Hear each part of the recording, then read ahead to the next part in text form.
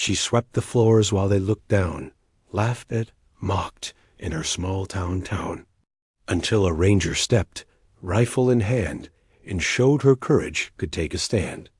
If you enjoy inspiring true-to-life stories of courage and resilience, make sure to like, share, and subscribe to the channel. Don't forget to hit the bell icon so you never miss a story that uplifts and inspires. Now, let's dive into Emma's incredible journey. The morning sun cut through the dusty windows of the small barracks like a spotlight, illuminating the rows of cots and metal lockers that lined the narrow hallways. Emma Callahan moved deliberately, her mop gliding across the linoleum floor, leaving a faint, wet sheen behind. She worked with a quiet intensity, her sleeves rolled up, her hair pulled back into a tight ponytail. The rhythmic scraping of the mop against the floor was the only sound, punctuated occasionally by the distant rumble of trucks and the faint hum of military radios from the next room. Even as she moved, Emma felt the familiar weight of eyes on her. It wasn't the kind of look that admired skill or focus. It was the look that said she didn't belong, that she was out of place. Corporal Jenkins, leaning lazily against the doorway with his arms crossed, smirked as she bent down to scrub a stubborn stain. "Don't tell me they actually let you clean here by yourself," he said, voice dripping with mockery. "Thought the mop was for rookies." Emma didn't reply. She had learned long ago that words like that weren't worth her energy. They were trying to get a reaction, to shake her confidence, and she refused to give it. Instead, she tightened, her grip on the mop handle, her knuckles whitening, and scrubbed harder. Inside, though, a familiar surge of anger mingled with determination. They thought they could intimidate her with ridicule, but they had underestimated her before, and they would again. She had always been different. Growing up in a small Ohio town, Emma had learned early to rely on herself. Her father had been a mechanic, her mother a nurse, and neither had sugar-coated the world. Strength wasn't something you were born with. It was earned, honed through sweat, endurance, and quiet, relentless effort. Every insult, every sideways glance or whispered joke only fueled her doubt. By mid-morning, the barracks smelled faintly of bleach and soap. Emma was halfway through the last corridor when a sudden sharp clatter made her jump. A locker door had slammed shut nearby, and for a moment she froze, heart thudding in her chest. From the corner of her eye, she saw him a ranger in full tactical gear, his presence commanding, his eyes scanning the room with a calm intensity. Private Lane had been around the base long enough to earn respect, even from the toughest soldiers, but Emma barely knew him. He was tall, broad-shouldered, with a quiet confidence that set him apart from the others. Most people gave her a dismissive glance when she passed, but Lane's eyes lingered, curious yet cautious. He stepped forward, and Emma instinctively straightened, holding the mop like a shield. "You don't have to do this alone," he said, his voice low but firm. He held out a standard-issue rifle, not as a threat, but almost as if passing her a tool she could use if she needed it. Emma blinked. For a moment, the room seemed suspended in silence. The other soldiers, watching from doorways and corners, stiffened. Laughter bubbled on the edges of their mouths, ready to explode, but it didn't. Something in Lane's gaze, a mix of challenge and respect, silenced them. She hesitated. The mop in her hand suddenly felt small and insignificant compared to the weapon before her. And yet there was a strange sense of possibility in that gesture, a recognition that she might be more than the jokes, the sneers, the doubts they piled on her. She took a careful step forward, and then another. Slowly, deliberately, she accepted the rifle, gripping it as if it were an extension of her own resolve. A murmur ran through the barracks. Jenkins raised an eyebrow, caught between disbelief and irritation. "She's gonna drop it," he muttered under his breath. Emma didn't speak. she didn't have to. Her posture, steady and unflinching, said everything. She was ready. For the first time that morning, she didn't feel small. The sneers, the insults, the endless underestimation, they were still there.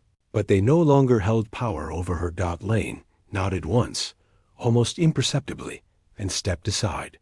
"Your move," he said. And in that moment, sweeping floors was no longer just about cleaning.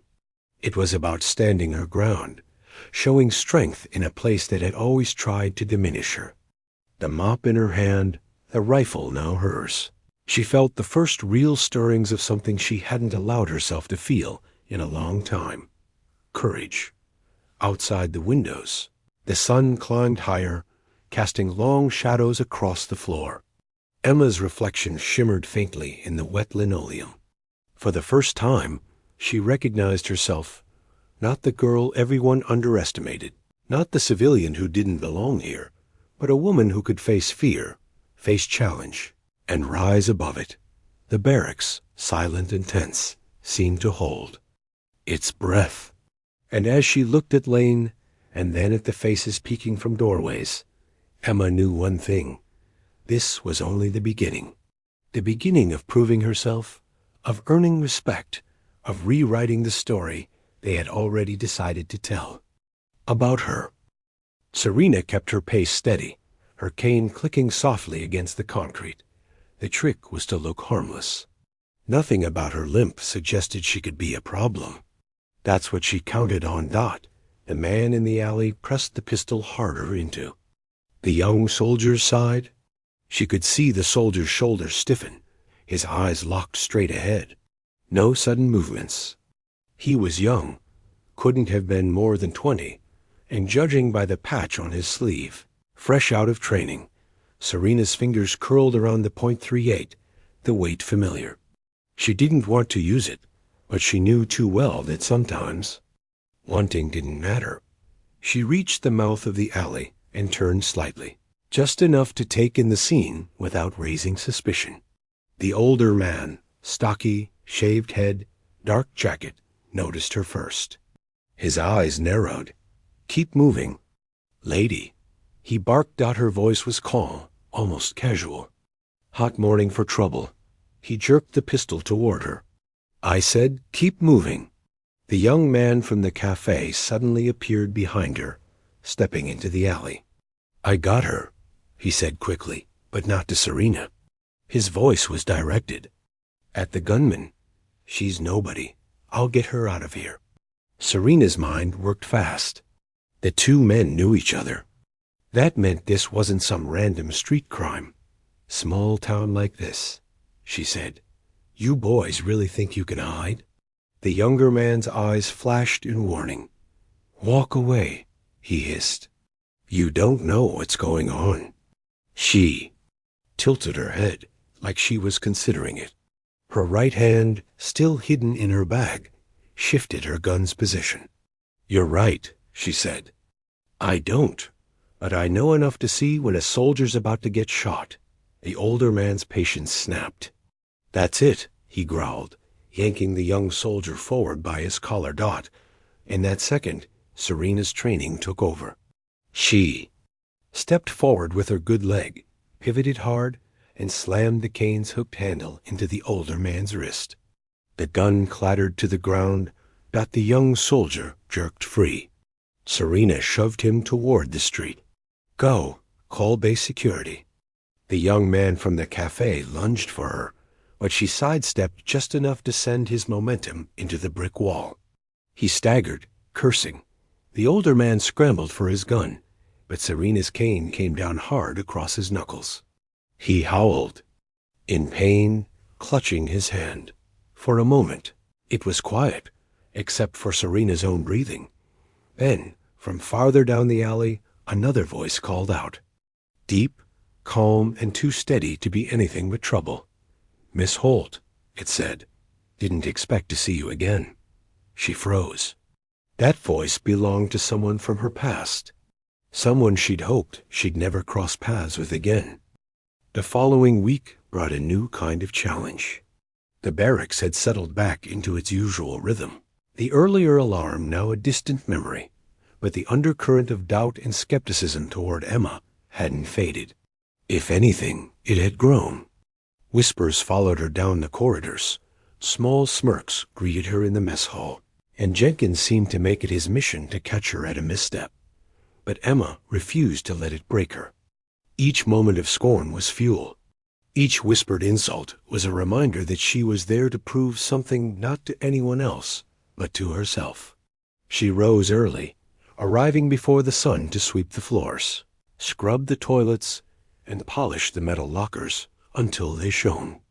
Sweat ran down her back as she worked, but she welcomed it.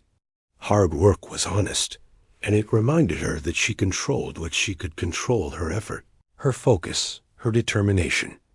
One afternoon, during routine maintenance of the barracks, she overheard a conversation that stopped her mid-swipe. Two soldiers were speaking in low voices near the armory. "She doesn't belong here," one muttered. "She'll never keep up. We'll see how long she lasts." Emma's heart tightened, not out of fear, but anger. She had been underestimated her entire life, and it was exhausting to constantly fight assumptions. But in that tight moment, she realized she wasn't just cleaning floors or holding rifle. She was laying a foundation for respect. Brick by brick, action by action. The next day, a new test arrived, one no alarm could signal. The base was preparing for a field exercise, a simulated mission involving coordination, strategy, and split-second decision-making. Emma had been assigned a support role, which she initially accepted with quiet determination. But she soon discovered that the role was deliberately minimized by some officers who doubted her capacity. They assigned her to carry supplies, keep watch on the perimeter, and ensure communications were functioning, but never to engage directly or make decisions. During the briefing, Captain Reynolds, a stern officer with little patience for questioning, addressed the team. "This exercise will test your discipline, your speed, and your ability to follow orders. Pay attention to your role and execute it flawlessly. Some of you may think you can do more than assigned, but remember, the rules are strict. Mistakes have consequences." Emma's pulse quickened. She had expected skepticism, but the subtle warning stung. She had to prove herself, not only to the soldiers who mocked her, but to the chain of command that underestimated her potential. As the exercise began, chaos erupted in the training field. Vehicles roared over gravel paths, radio chatter crackled, and the smell of sweat and dust filled the air. Emma moved methodically, following orders, ensuring communications were maintained and supplies delivered. Yet her instincts remained sharp. She noticed patterns others missed, the way shadows shifted over the training terrain, the faint signs of miscommunication between squads, the subtle hints that an ambush was simulated in the wrong location. Lane had been assigned a direct action team, moving aggressively toward a simulated target, but he glanced back frequently, catching her eye. Without a word, his look conveyed trust and subtle instruction. Act when the opportunity arises. Act decisively. It came sooner than expected. One squad faltered in the simulated ambush, leaving the team at risk of failure in the exercise. Emma could see it from her position. She understood the terrain, the timing, and the necessary response. For a heartbeat, she hesitated. Acting meant stepping beyond the role she had been assigned, defying the assumptions that had been imposed on her. Then she remembered the mornings spent scrubbing floors while others whispered doubts. The moments, holding the rifle when everyone expected her to falter. The silent determination that had carried her through every slight and insult. Her hands clenched around the radio and the spare equipment she carried. With calm precision, she relayed exact coordinates, suggested a flanking maneuver, and guided the team through the ambush safely. The results were immediate. The squad completed the exercise successfully, finishing ahead of schedule, and Captain Reynolds raised an eyebrow in genuine, if begrudging, surprise. Some of the soldiers muttered under their breath, unsure how to respond. Emma remained quiet, her expression neutral, her focus still sharp. She didn't need praise to validate her actions. The knowledge of what she had accomplished was enough. Later, as the sun dipped low over the base, casting long shadows across the training grounds, Emma found herself alone again, tending to the equipment and organizing supplies. Her muscles ached from exertion, but her mind was alive with the satisfaction of quiet victory. Lane approached, rifle slung casually over his shoulder, his usual calm expression softening with approval. "You handled yourself well," he said, nodding. "They may try to keep you down, but today you showed them something they can't ignore." Emma felt a small smile tug at her lips. She didn't need approval, but acknowledgement from someone she respected was a rare and welcome gift. That evening, however, a new shadow loomed. Jenkins cornered her in the barracks, smirking with the arrogance of someone who believes themselves. "Untouchable. Not bad," he said sarcastically. "Lucky guess, I'd say. Don't get used to it. This place isn't kind to people who think they're more than they are." Emma's jaw tightened, but she didn't flinch.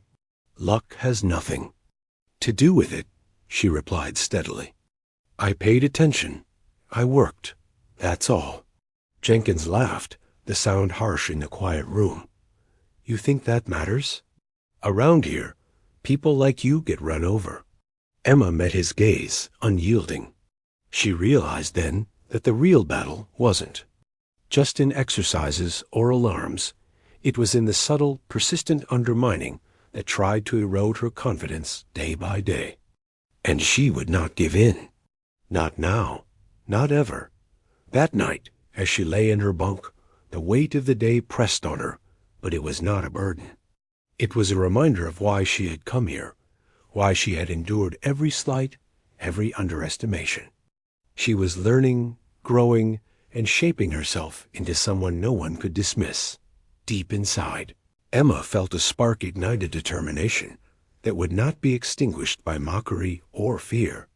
She would rise, and when the time came, she would ensure that those who doubted her understood exactly who they had underestimated. The journey was far from over, but Emma had discovered a truth she would carry forward. Courage wasn't about being fearless. It was about standing strong, even when the world told you to shrink, even when every voice around you whispered doubt. And she was ready to stand fully, unflinchingly, and without apology. The days after the training exercise passed with a tense, simmering energy across the base. Emma's quiet victories hadn't gone unnoticed, but not in the way she might have hoped. The small victories she had achieved were celebrated in whispers, not applause. Some soldiers, particularly Jenkins and a few others in his clique, escalated their subtle campaigns of undermining her, but it wasn't the whispers or glances that unsettled Emma. It was the discovery of something much darker, corruption in the chain of command that threatened not just her respect, but the safety of the entire base. While organizing supplies one afternoon, she noticed irregularities in the logs for equipment and ammunition. Certain items critical to training exercises and emergency readiness were being diverted, recorded inaccurately, or simply unaccounted for. Emma felt a chill run down her spine. The implications were serious. This wasn't a simple error. It was deliberate, and it could endanger lives if left unchecked. She remembered Lane's calm advice. Always notice what others miss. Always trust your instincts. Her instincts screamed at her to act, but caution told her to gather evidence first. Over the next several days, Emma began observing patterns. She stayed after hours, tracking the flow of supplies, noting inconsistencies in reports, and quietly documenting everything. The more she discovered, the more obvious it became that certain officers were siphoning equipment, sometimes even selling it off to private contractors under the guise of maintenance or redistribution. It was illegal, dangerous, and profoundly Immoral. Her mind raced. Reporting it could put her directly in the crosshairs of those in power. But remaining silent was unconscionable. Every instinct she had built from years of fighting doubt, disrespect, and the constant need to prove herself told her that she had a duty to act. One evening, as the barracks emptied and the base settled into its usual rhythm, Jenkins appeared unexpectedly. "Burning the midnight oil, huh?" he asked, leaning casually against the doorway. His usual smirk carried a sharper edge tonight, one that made her uneasy. "Or are you snooping where you don't belong?" Emma's heart pounded, but she kept her expression neutral. "I'm just making sure everything's in order," she replied, keeping her tone calm, almost casual. She wasn't lying technically. She was ensuring order, but she didn't reveal the depth of her discovery. Jenkins tilted his head, his smirk fading slightly. "Funny, you've got a lot of energy for someone who's supposed to be—" "What?" "Mopping floors." The insult would have stung a few weeks ago. Now it barely registered. Emma felt a surge of quiet fury, but restrained it. She had learned that measured action carried more weight than angry words. "Some of us have standards," she said softly, her voice steady. "I like to know what's really happening around me." Jenkins studied her for a long moment, then walked away without another word. Emma exhaled slowly, knowing that her actions tonight had already stirred suspicion. She returned to her work, documenting each irregularity meticulously. Each entry in her notebook felt like a brick laid on the foundation of justice she was building. A few days later, an opportunity for decisive action arrived. A high-profile inspection was scheduled, and the corrupt officers were preparing to hide evidence of their misconduct. Emma realized that this was the moment she had been waiting for, the chance to expose the wrongdoing, ensure accountability, and prove once and for all that she belonged not only in the barracks, but as a guardian of truth and safety. Lane, who had been quietly observing her diligence and competence, approached her as she prepared for the inspection. "You're taking a risk," he said quietly, glancing around to ensure no one overheard. "But you've done the work. You know what you're doing. If anyone can handle this without it blowing up in your face, it's you." Emma felt the weight of his words, the gravity of the situation pressing down like a physical force. She nodded, letting resolve replace hesitation. "I won't let them get away with it," she said, her voice firm. "Not now, not ever." The day of the inspection arrived, tense and electric. Officers moved through the barracks with meticulous attention, expecting everything to be in order. Emma observed from the sidelines, carefully monitoring the process. When the inspectors approached the storage area, where the irregularities were most evident, she stepped forward, calm and composed. "I believe there's an issue here," she said, her voice clear and unwavering. "Some equipment records don't match the actual inventory. I've documented the discrepancies, and I'd like to show you the evidence." The room went silent. Eyes turned toward her, surprised, incredulous, skeptical. Some smirks formed, but Emma ignored them, keeping her focus on the documents and notes she had prepared. She laid out her findings methodically, explaining the patterns she had observed and the potential consequences of ignoring them. Captain Reynolds, previously stern and dismissive, frowned as he examined the evidence. Lane remained quietly behind her, giving a subtle nod of support. The inspection team reviewed everything with growing concern, asking pointed questions that Emma answered confidently. By the end of the day, the outcome was undeniable. The corruption was exposed, accountability measures were enacted, and several officers faced disciplinary action. The barracks, previously a place of whispered doubt, had been transformed. Emma's bravery and dedication had not only uncovered the truth, but had protected countless lives from potential harm. Even Jenkins, who had mocked her so persistently, avoided her gaze that evening. When he finally spoke, it was with an unfamiliar tone of grudging respect. "You did good," he said simply. Emma didn't respond with pride or arrogance. She simply nodded. The moment wasn't about recognition. It was about justice, about standing for what was right, about showing that courage and integrity mattered more than titles, appearances, or old assumptions. As she returned to her bunk that night, exhaustion weighed on her, but her spirit was invigorated. She realized that bravery wasn't just about facing immediate danger. It was about standing up when it mattered, even when the world was against you, even when the risk was high. She had faced doubt, mockery, and moral peril, and she had emerged, not only unbroken, but stronger, wiser, and more respected. For the first time, Emma felt that she was no longer just a girl who had once swept the floors. She was a force to be reckoned with, a woman whose courage, intellect, and integrity could not be ignored. And the journey was far from over, because in a world where injustice often hid behind authority and tradition, Emma had learned the most important lesson.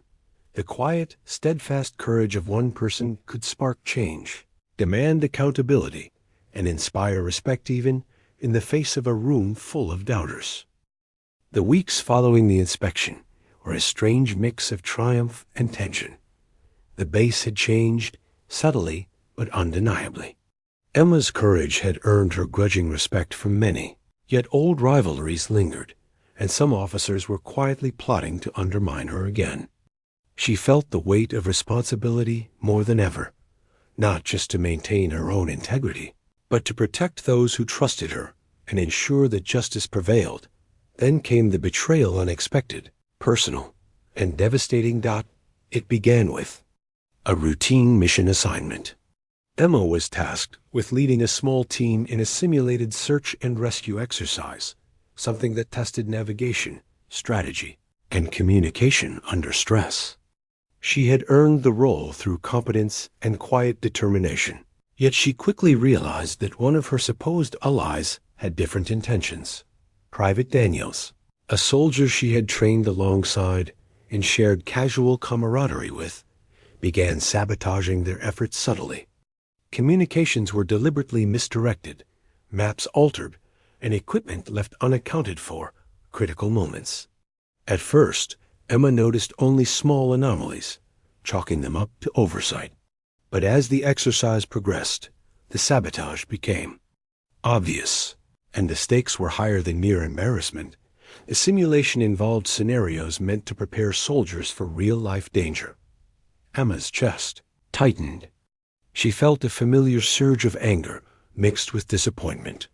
Betrayal by a trusted comrade was sharper than any insult from an enemy or skeptic. Her mind raced, searching for a way to salvage the exercise without putting anyone at risk. She took a deep breath, steadying herself. Panic or rash decisions would only make matters worse. Instead, she relied on the very skills that had carried her this far: observation, strategic thinking, and calm decisiveness under pressure. "Daniels," she said quietly, catching him off guard as he fumbled with the equipment. "Stop. This isn't a game. Lives depend on following the plan. We're accountable for each other." He sneered, a mix of guilt and defiance in his eyes. "You think you're better than the rest of us, don't you? Always trying to prove yourself." Emma felt the sting of the words, but she didn't flinch. "I'm not trying to be better. I'm trying to make sure we all get through this safely. If you can't do that, step aside." The confrontation escalated as other team members began noticing the irregularities. Emma took charge, reorganizing the team, reallocating responsibilities, and correcting the sabotage steps. Her leadership was precise, calm, and effective. By the end of the exercise, her team had succeeded, not because the sabotage had failed, but because Emma had anticipated it and acted decisively to neutralize its effects. Even so, the betrayal left a mark. Trust, once broken, is difficult to rebuild, and Emma felt the weight of that emotional blow deeply. Yet she refused to allow it to cripple her. She spent hours reflecting on the incident, analyzing Daniel's motives, and ensuring she had fully documented the sabotage. It was a reminder that integrity wasn't just about personal courage. It was also about vigilance, accountability, and confronting uncomfortable truths, no matter how painful. Then came the most unexpected twist. During a routine evening at the barracks, Lane approached her with a grave expression. "There's been a development," he said, his voice low. "Daniels isn't acting alone. Some of the same officers involved in the previous corruption scandal, they're still trying to cover things up. And now they're using the exercise to discredit you." Emma's stomach churned. The people she had already fought against, the system she had challenged, were now attempting to manipulate the truth to harm her reputation. She clenched her fists, a familiar surge of determination rising within her. "I won't let them rewrite what happened," she said firmly. "I've documented everything. The sabotage, the corrections, the results. They can try, but the truth doesn't disappear because they want it to." Lane nodded. "You're going to need allies. And you're going to need to stay sharp. They won't hesitate to push, manipulate, and intimidate." Over the following days, the tension escalated. Subtle threats, whispered rumors, and false accusations began to circulate. Some soldiers avoided Emma, unsure which side to take. Others openly questioned her judgment, hoping to provoke a reaction. Emma felt the pressure mounting, yet her resolve only hardened. She realized that this wasn't just about proving competence, it was about defending truth, protecting the innocent, and standing against manipulation and deceit. Every insult, every doubt cast her way, every attempt to undermine her, became fuel for her determination. Then, one night, a critical moment arrived. Emma was called to a meeting with the base commander, a stern figure whose expression betrayed little. The accusations against her had reached a formal level, and she was expected to defend her actions under intense scrutiny. As she entered the room, she felt a familiar surge of adrenaline. This was not just about clearing her name. It was about standing for justice, integrity, and the lives that depended on the truth being acknowledged. She presented her meticulously documented evidence, her calm voice unwavering even as the commander challenged her at every point. Minutes stretched into hours. Questions, doubts, and veiled accusations were hurled her way, but Emma responded with clarity, precision, and undeniable proof. Lane watched from the sidelines, a quiet pillar of support, while the commander's expression slowly shifted from skepticism to respect. By the end of the session, the truth had prevailed. The sabotage was exposed, the manipulations of corrupt officers revealed, and Emma's name was cleared. The experience left her emotionally drained but victorious. She had faced betrayal, intimidation, and systemic challenges, and she had emerged stronger, wiser, and more respected than ever. Returning to her bunk that night, Emma reflected on the journey. She realized that courage was not just about facing danger or physical threats. True courage was standing firm in the face of betrayal, injustice, and emotional hardship. It was about maintaining integrity, even when others sought to distort the truth. For the first time, Emma allowed herself to feel the full weight of her accomplishments. She had endured ridicule, proven her capability, confronted corruption, and navigated betrayal with grace and strength. She was no longer simply the girl who swept floors or carried equipment. She was a force of integrity, courage, and unyielding resolve. And deep inside, she knew the final challenge was approaching. A moment where her strength, wisdom, and resilience would be tested like never before.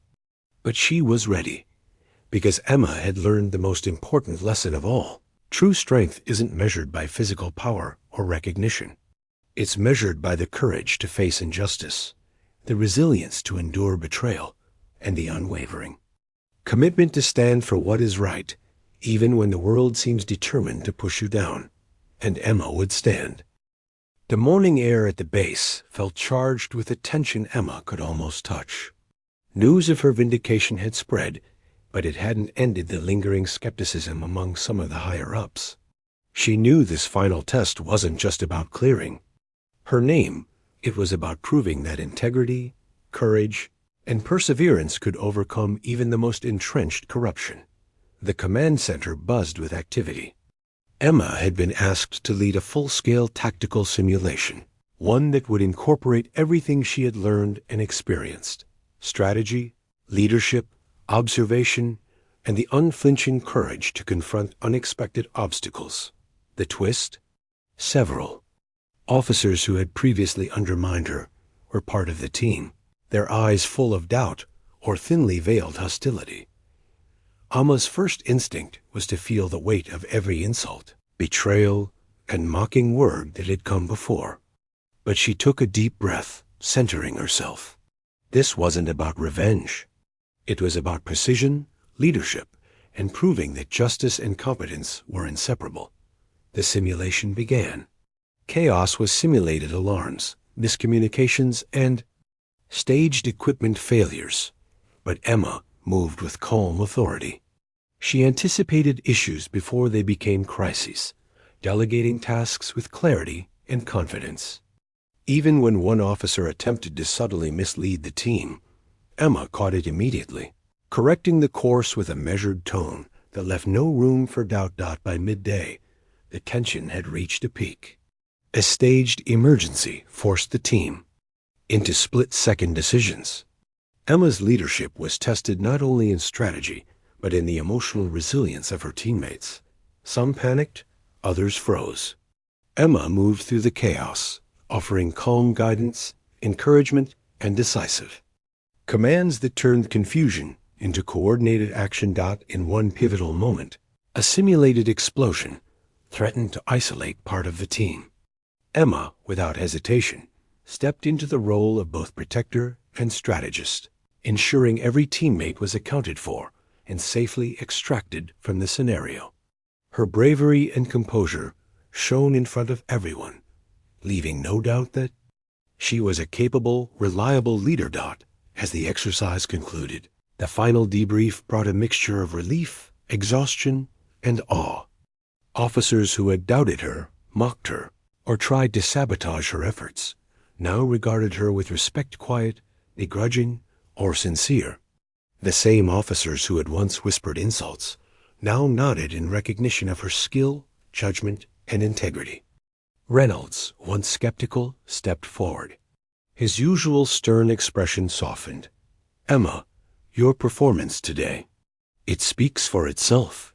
You've demonstrated not only tactical skill, but leadership, resilience, and unwavering commitment. You've earned the respect of everyone here." Even Jenkins, who had mocked her endlessly, approached, his tone uncharacteristically humble. "I misjudged you," he admitted. "You've shown all of us what it means to lead and to fight for what's right. I respect that." Emma allowed herself a small smile. She didn't need their validation. It wasn't the point, but seeing justice recognized in the eyes of those who had doubted her brought a quiet, deep satisfaction. Later, that evening, as the sun dipped low and cast warm light across the base, Emma walked through the barracks. The echoes of her early days, mocking laughter, whispered doubts, the feeling of being underestimated seemed distant, almost surreal. She had started as the girl who swept floors, underestimated and dismissed. Now she was a symbol of courage, integrity, and perseverance. Her journey a testament to what steadfast determination could achieve. Lane met her near the doorway, a rare, approving smile on his face. "You did it," he said simply. Emma nodded, letting the truth of his words settle in. "We did it," she corrected. "The team, the people who stood by me, we faced it all together." She paused, reflecting on how far she had come. Every insult, every moment of doubt, every act of betrayal had shaped her, honed her courage, and tested her character. And now, standing on the other side of it all, she understood that true strength wasn't about proving herself to others, was about standing firm in her own truth, protecting those who couldn't, and refusing to compromise her integrity. In the final quiet moments of the day, Emma returned to the storage room where it had all begun. She looked at the meticulously organized equipment, the logs she had maintained, and the barracks that had once seemed like a cage of doubt. She allowed herself a sense of pride, not arrogance, but the calm, steady satisfaction that comes from knowing you fought for what was right, faced every challenge, and emerged stronger. And as she stepped out into the fading sunlight, she felt it clearly. She was no longer just the girl who mopped floors or swept barracks. She was a leader, a protector, and a woman who had faced every obstacle with courage and unyielding strength. The world had tried to underestimate her, betray her, and silence her. But Emma had proven that truth, bravery, and integrity could not be defeated. And in that moment, she knew without a shadow of doubt that her journey had only just begun. Because Emma wasn't just surviving the world she had inherited, she was shaping it, one courageous choice at a time.